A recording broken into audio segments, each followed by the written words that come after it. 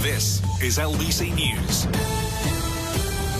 So we've been hearing at length once again from US President Donald Trump at Davos at the World Economic Forum, addressing world leaders there, saying he wants immediate negotiations to acquire Greenland. All we're asking for is to get Greenland, including right title and ownership, because you need the ownership to defend it. Let's turn to LBC News US correspondent Simon Marks in Washington, D.C. And we heard from the President, Simon, saying that he won't use force. We did hear that, John, but we also heard it in an interesting way, because on the one hand, it may have appeared that the president was removing from the table the notion that he's going to take military action at some point, if necessary, to seize Greenland.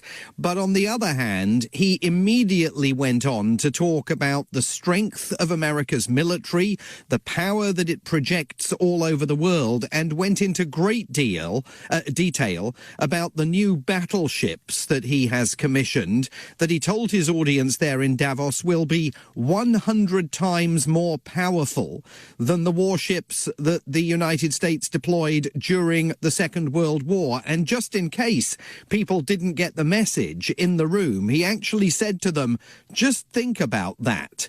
So on the one hand, it seemed as though he was stepping back from the threat to take military action, but he was definitely making sure that the European leaders in that room understood the degree of military power that he has at his disposal. And those same European leaders will also be aware that commitments that he has made in the past, he doesn't always live up to. I suppose in Britain's most recent experience, the approval that he gave to the Chagos deal that he now clearly has changed his mind about. So I don't think anybody leaving that room fully believes that military options are off the table. They are now certainly aware that the president is pushing for immediate negotiations so that he can acquire Greenland. That is very different than the outcome of the meetings that took place in Washington last week between the Danish foreign minister, the Greenlandic foreign minister, Vice President J.D. Vance and Secretary of State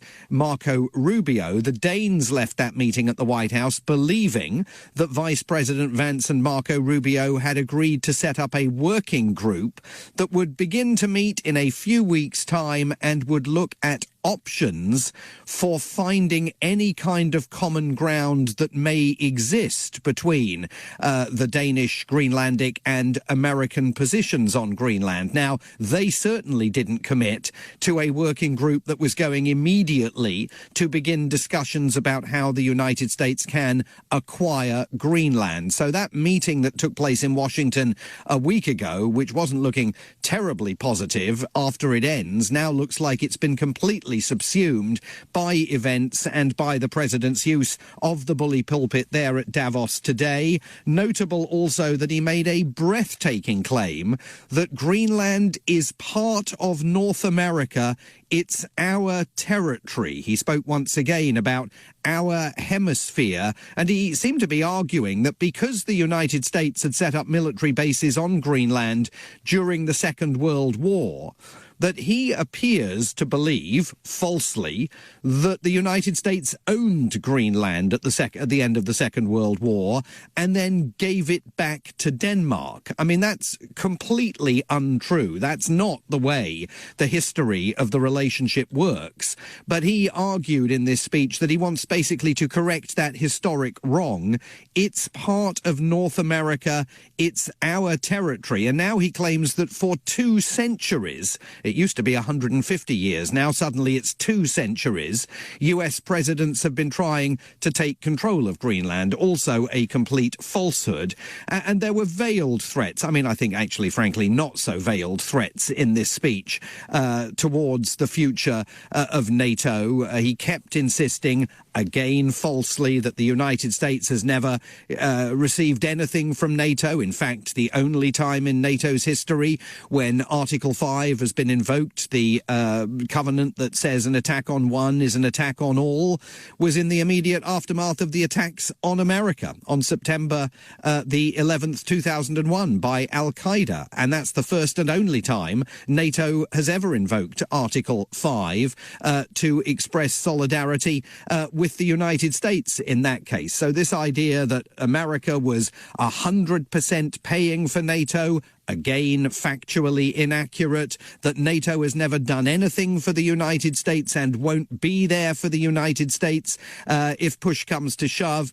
All of that, of course, underscores the notion that Donald Trump has absolutely zero commitment to this transatlantic alliance and looks increasingly willing to incinerate the alliance that has kept the peace in Europe for the last 80 years in order to get his hands one way or another, and I think it is still one way or another, on Greenland. So, a massive challenge again to our Prime Minister, to other European leaders. He criticised the Canadian Prime Minister Mark Carney, the French President Emmanuel Macron by name. He took had another crack at Keir Starmer, talking again about the fact that the Prime Minister didn't name him, but the UK government is making a huge mistake by not allowing fresh drilling to take place in the North Sea for oil. I mean, this was not a presentation that in any way showed the President of the United States willing to take an off-ramp with regard to Greenland. He wasn't climbing down. If anything, I think he was climbing up. And is there a sense, Simon, that European leaders are pushing back slightly on this? We've seen in the last couple of days, we saw Emmanuel Macron, didn't we, at Davos, seeming to push back against Donald Trump. Yeah, I mean, very much so. And Mark Carney, the Canadian Prime Minister, even talking about a rupture in the traditional relationship. I mean, the R word being used from behind the podium at Davos for the first time. Emmanuel Macron absolutely saying, as other European officials have said from Davos, that they're not going to give in to American bullying. But we definitely saw the bully in chief on display at Davos today. It was a very dark performance at times from President Trump.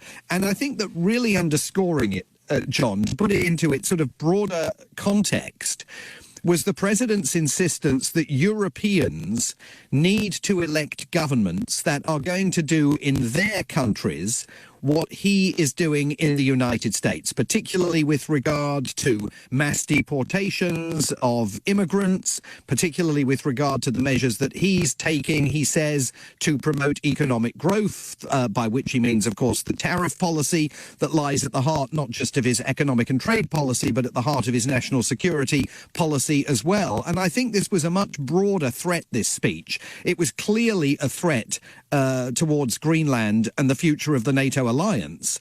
But it was also a threat to incumbent governments in places like number 10 Downing Street, the Elysee Palace.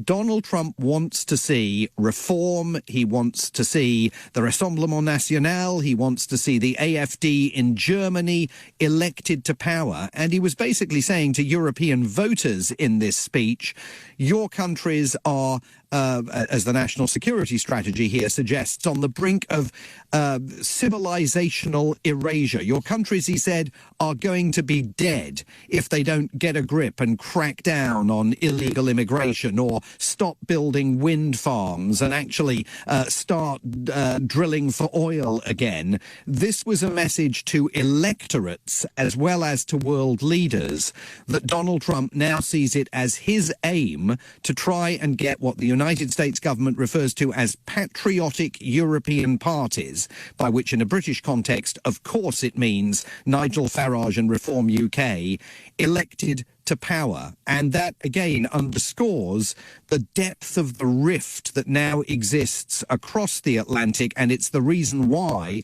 Mark Carney was using that word rupture 24 hours ago in Davos. Simon Marks, LBC News US correspondent in Washington, D.C., thank you very much.